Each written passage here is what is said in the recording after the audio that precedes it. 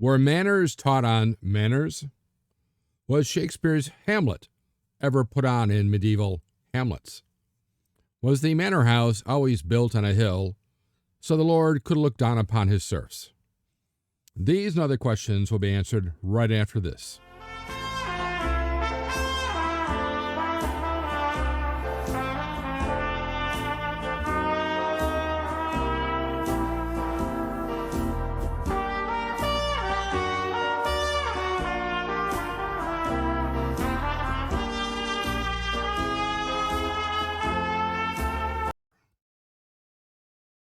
I am Professor Jerome Arkenberg, and I've been teaching a wide variety of history courses at colleges across this country for the past 30 years.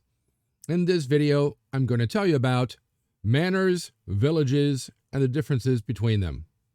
Different types of medieval villages.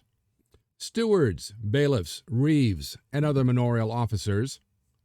Manor houses and village churches. Medieval farmhouses, and medieval barns.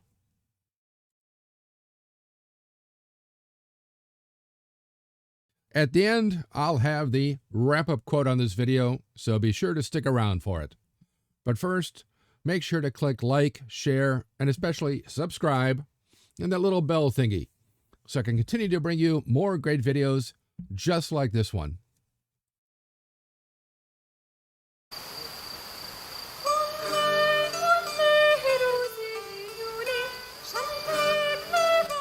Medieval villages were communities of mutually dependent families working the fields and enforcing their local customs. Villages were the basis for manors. But a manor is not necessarily a village. A manor is simply an economic unit held by a vassal as a fief and worked by serfs bound by contract to work on the vassal's own lands. Manors themselves varied in size, some consisting of but a single village, such as this picture right here, which is an unusual, it's almost a stock image now, of a so-called typical medieval manor.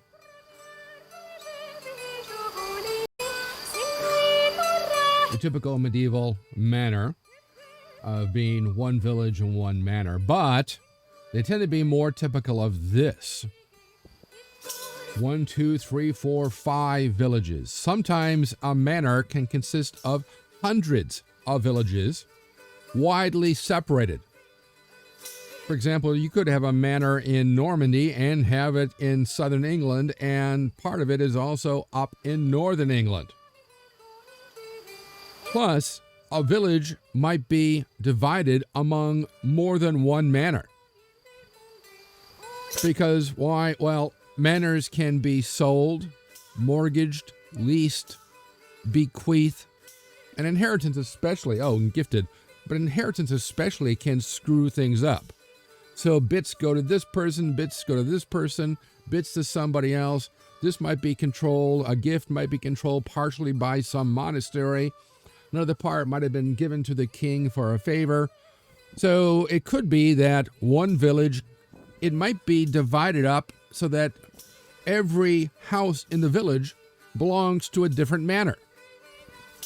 8, 10, 15, 20. This is kind of unusual, but legally, and in some cases there were, you were divided up this badly.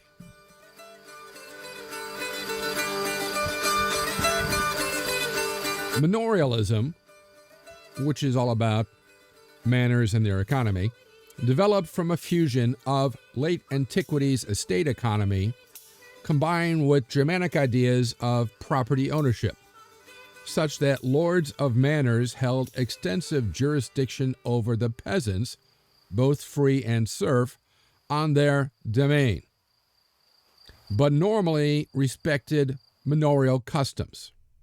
Every custom had their own manor. Should say their own custom. As lords only cared that somebody worked the fields, not any particular serf, generally speaking, especially before the Black Death. And this extensive jurisdiction included not just forcing them to work and pay their dues and obligations. At first, this also included sort of jurisdiction over their morality.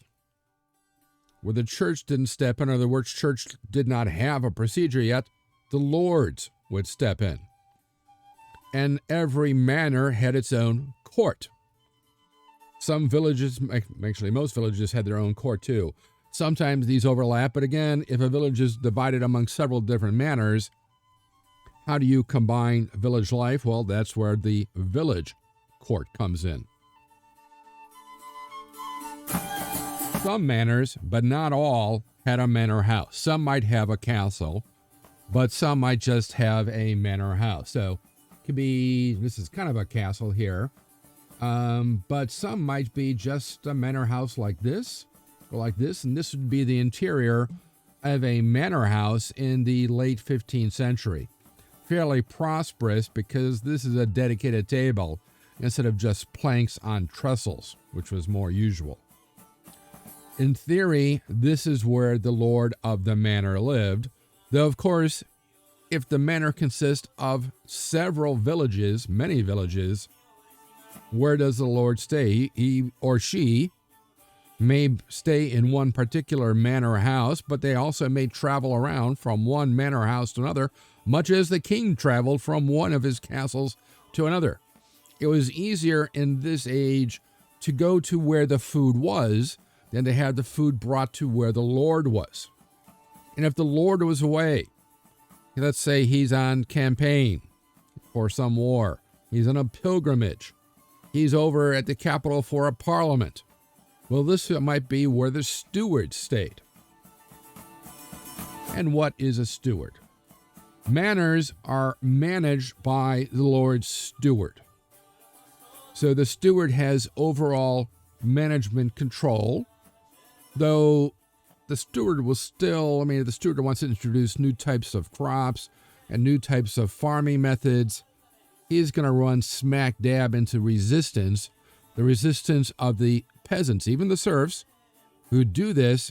So normally the steward will follow the custom of the manor, or if it's more than one village, the custom of the village. So where do these stewards come from? Well, after the 12th and 13th century, increasingly they come from the knightly class, those who are literate and can do arithmetic. They probably aren't going to be the first, maybe the second sons, because those are more likely to inherit, but they're more likely third, fourth, fifth sons. Those who don't particularly want to go into the priesthood, don't wish to be a monk or a friar. In this case, they would probably be a steward. Steward is a bit higher class than a man of law at the time. The steward would represent the lord's interest at the manorial, county, and the central royal courts as well. Below the steward was, generally speaking, a bailiff. It might be that you have one bailiff per village, or one bailiff per manor if the lord controls several manors. So the steward might be in charge of all the manors, for example, while the bailiff is the guy on the spot for each manor. Or if the manor contains many villages, you may have several bailiffs. Bailiff in every single village. Below the bailiff was the very unlucky serf called the reeve. Nobody ran for office to be the reeve. The reeve was picked by a bailiff from amongst a manor's villains, or from the person from the one village, if there's more than one village in the manor. And the reeve essentially is the foreman. And he is in charge. He has to ensure that every serf does the work as required and as according to procedure, and pays all the fees and fines and dues and obligations.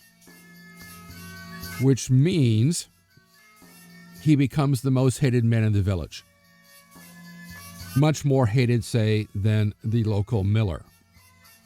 Every village may not have a mill, much less a miller, but they'll probably at least have a reeve. Now, the reeve, of course, remember, this poor guy, like he has a giant target on his back. If he fails to ensure the serfs work, as expected, and pay everything they owe, he himself will be heavily fined. Now, he is not paid for his work, but he's sort of negatively paid. In a sense, he is a serf. He, like everyone else, will owe rent and dues and obligations and fees and fines, just that while he is the reeve, he will receive a remission of it. Probably not entirely, but a good discount. So in that case, somewhat he's kind of being paid because he has to pay much less.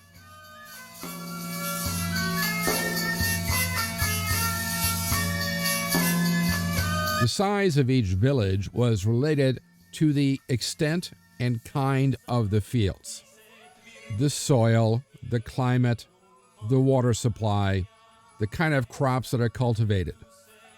Some manors are really all about raising sheep. Some might be about raising horses or cattle. That would be incredibly rare. Raising the sheep is far more likely. It might also depend on where the manor is. Is it in the hills? Is it mountains? Is it in a sparsely populated area? Is it fairly arid? Not enough water. Not a desert, but just not much water there. Is it in a marsh, or does a marsh contain part of it, or a swamp? So each one is slightly different as to where the village will be sited and what it will look like. But each village will always have a village church, an open space called a common, at least in England. On the continent, similar words for different languages. A communal barn and a smithy.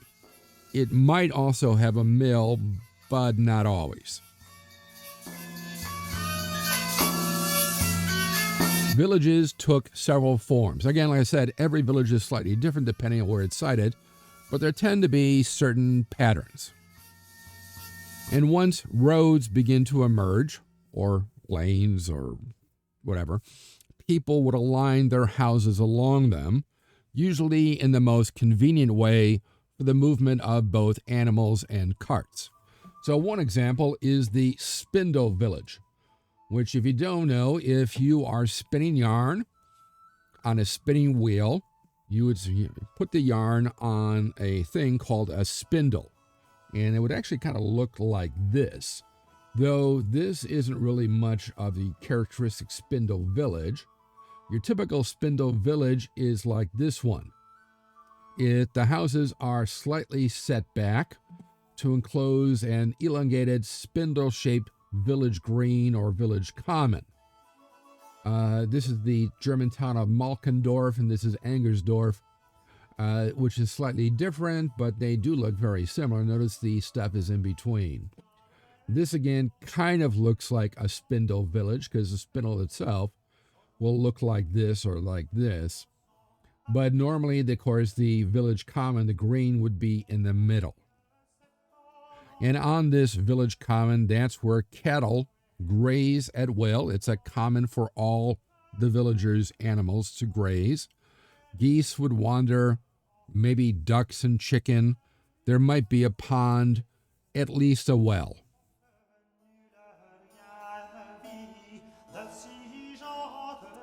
Another type would be the ring village. And the ring village is you might have this middle part here being a lake or a pond, or simply a round village green, the commons. And then the houses are around it. Again, the church and cemetery would be near the center, if not in the exact center. But village commons, these ring villages, don't necessarily have to be circular. They could be a square, like what you see here. It could be rectangular, like this here. It could be triangular. It could be some weird, odd shape. But generally speaking, the center part, it's kind of like a spindle village, except the center part is far larger.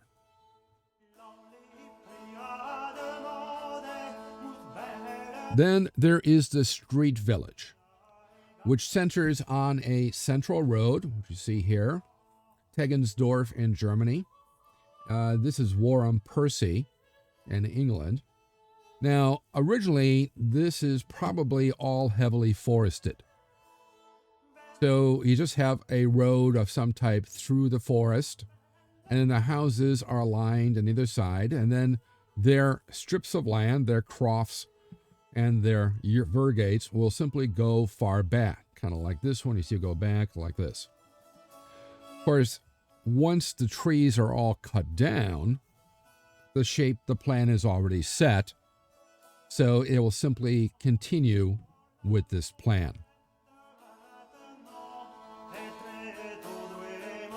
There were also hamlets, which is the English word for it. These consist of only a few families, so pretty much 50 people total is the tops. Your typical village, by the way, is actually quite small, 200 or 300 people. Once you get up to 500, you're almost near that of a medieval town. Yes, typical medieval town is only 1,000 people, maybe a couple thousand. 500, you're in that range, 500 to 1,000, a very large village. And the hamlets are usually found up in the hills, mountains, out on the moors, other areas which really cannot support a larger population. But the population is large. The population is mostly sheep. So the sheep will far outnumber the people.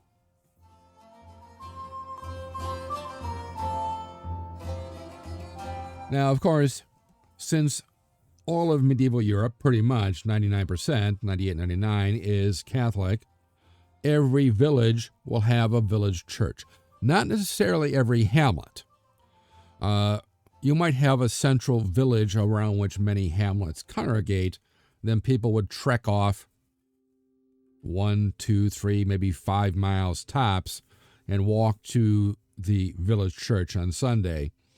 But usually, at least in a typical village, you'd have a church, because people not only went to Mass on Sunday, generally speaking, they seem to have gone every day out of the week. The village church tends to be far more substantial in terms of building than your typical medieval farmhouse or even the barn.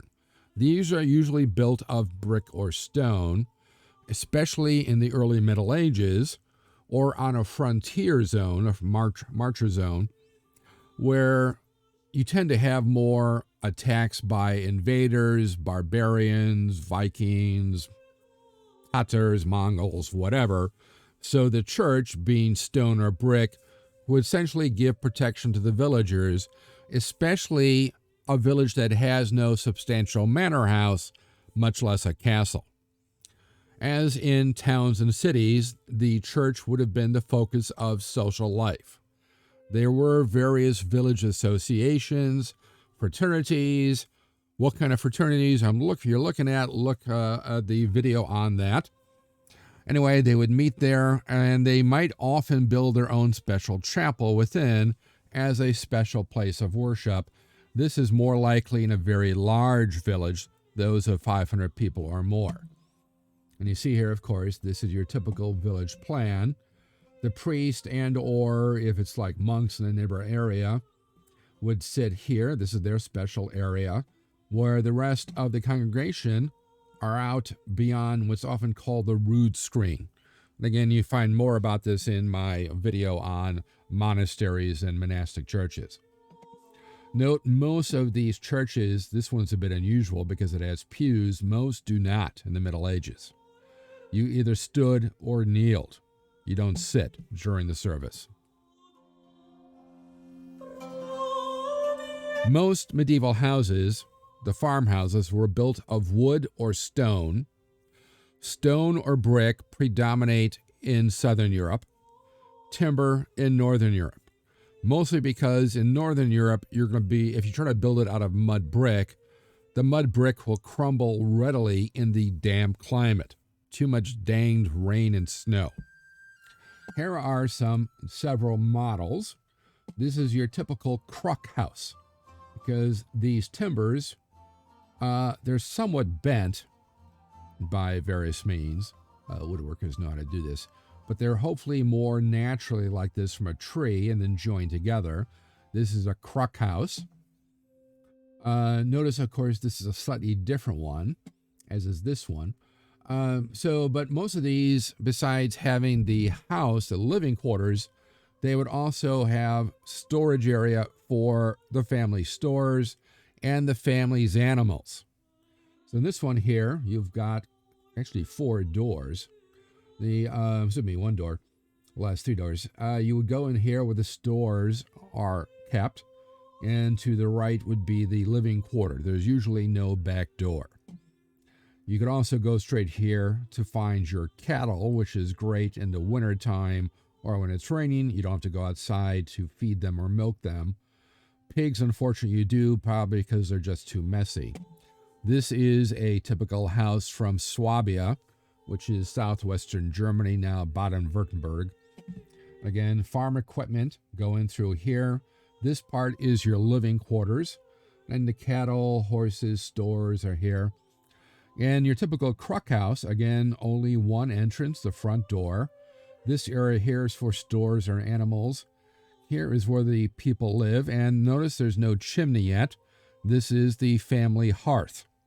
The idea, of course, being that the smoke would rise straight up through there's usually a hole in the roof to hopefully let the smoke out, though most of the time it doesn't actually work that way. Most houses in the north were, again, I said, built on a frame of stout timbers, usually rectangular. They only have a single door. There's no back door. The floors are usually of beaten earth or clay, strewn with sand, straw, or rushes, which are usually damp, and hopefully cleaned out, usually by the woman of the house or the women of the house, every 3 or 4 days. Medieval Europeans seem to have been total slobs.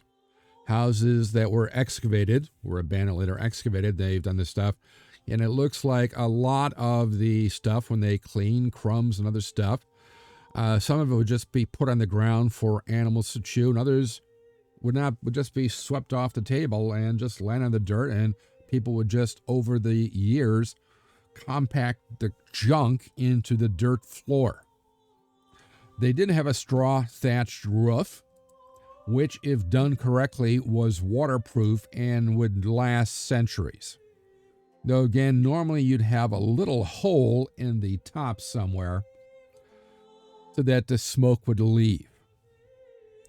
Unfortunately, they don't seem to have some type of louver or hatch, which would have made a certain amount of sense, because when it rains or snows, that stuff is going to come straight into the house. If you had some sort of louver or hatch, you would close off that hole. You wouldn't have that mess. Which also means, besides your floors being of dirt and being messy because Europeans were slobs, when it rains or snows and the snow melts, you're going to have a muddy floor.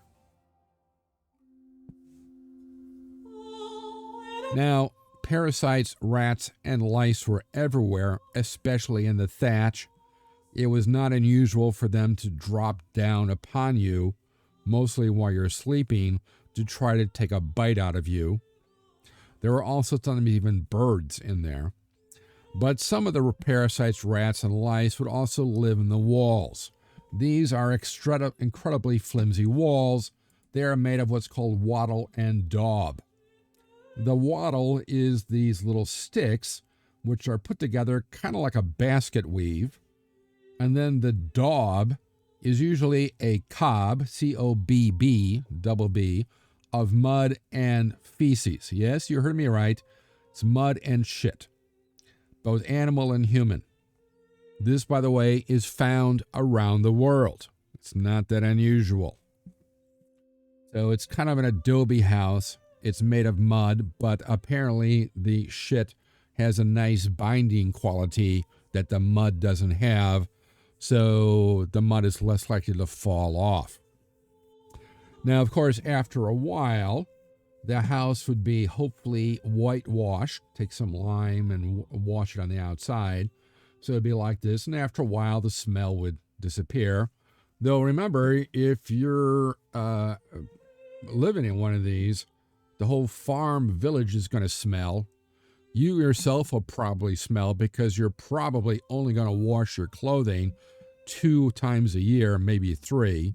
And there's no soap, but at least it's some washing. You yourself will probably wash only 2 times a year, maybe 3. You will smell a lot. The clothing for peasants especially is wool, which is largely worn 24/7, maybe not at nighttime. Right outside the front door is one of the family's most treasured possessions, the family shit pile. That's where, of course, they do their duty. So they collect all the human waste, but also animal waste. Because that waste, the dung, will be used to fertilize their fields and any of their gardens. It's natural. And there's no never-ending supply to it if people are living there. But the thing to remember, and of course, animals will wander in and out. The animals will live in the house with you, which really must smell in the summertime when it gets hot. So overall, after a while, you probably don't even notice the smell of any of the Cobb walls. Incidentally, these walls, if you notice them, are pretty flimsy. And there are numerous cases I know of, at least in England, I'm sure the same on the continent, where people could literally break through the walls to enter and rob the place.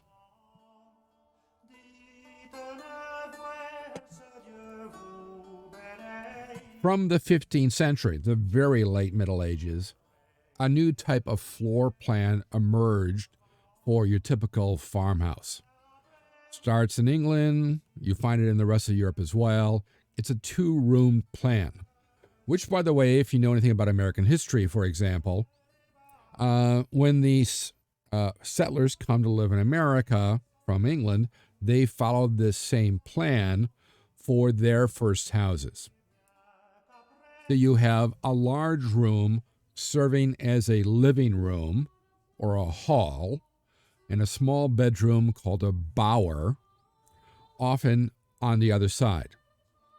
And especially, now this might change, of course, the bower, if you wind up with a 2-story house, and increasingly at the end of the Middle Age, especially the wealthier peasants, yes, there were wealthy peasants, start to add on 2 stories, maybe 3, that is where the bedrooms will be located.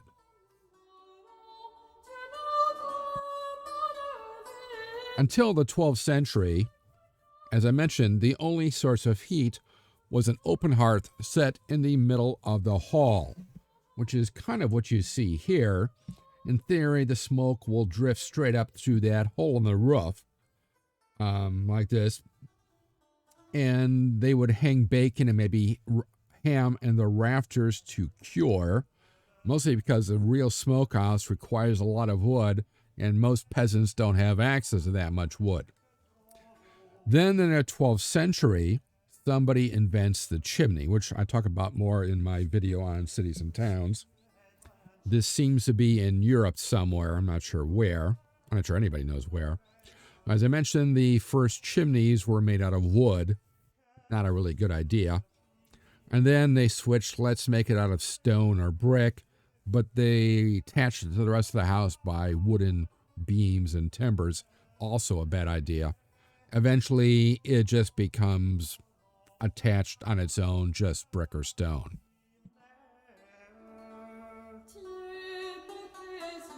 Now, as I mentioned, few peasants could afford a barn for their tools and animals. There's a communal barn, which I'm going to talk to in a second, but that is not owned by individual peasants, or peasants as sort of a co-op, which they don't have.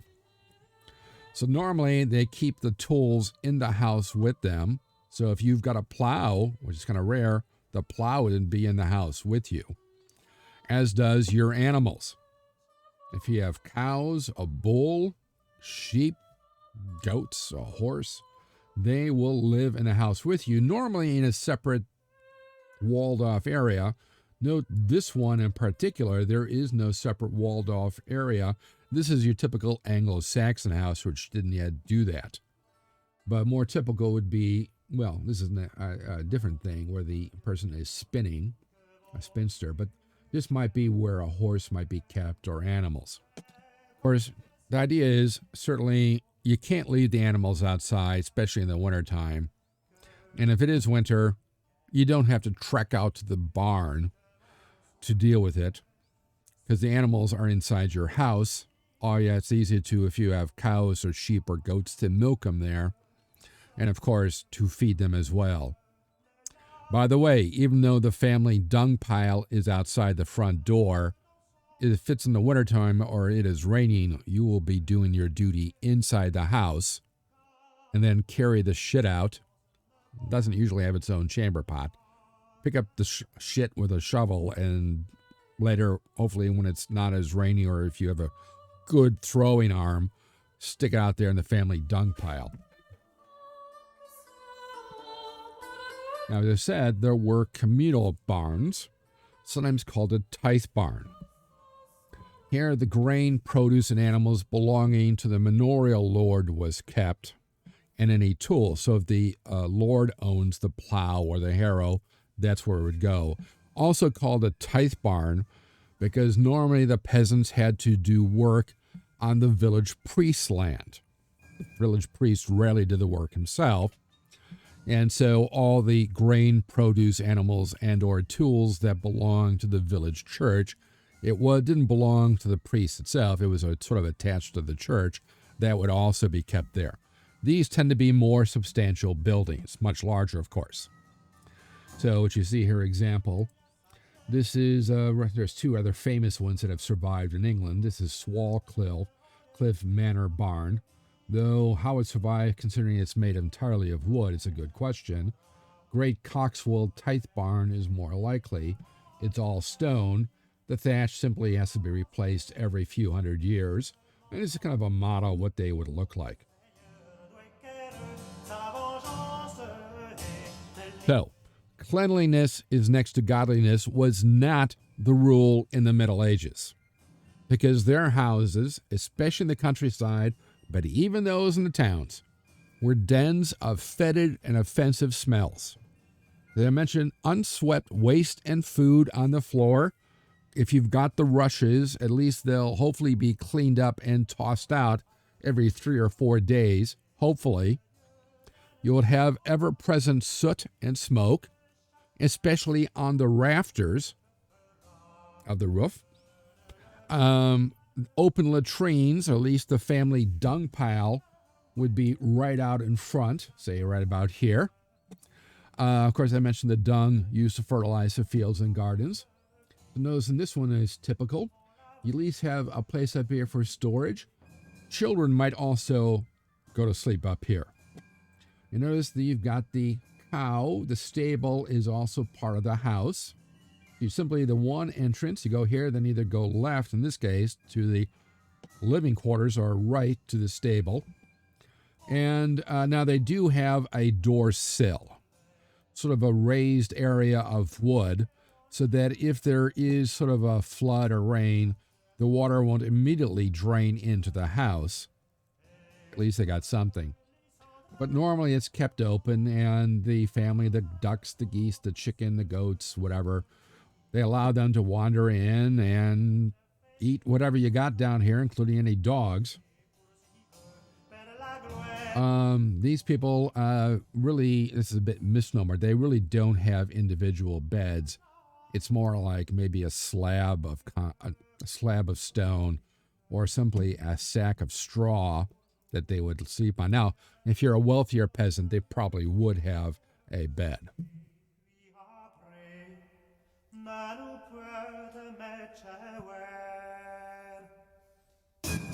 The wrap-up quote. There are 8 acres of meadows and a separable pasture which contains 1 acre.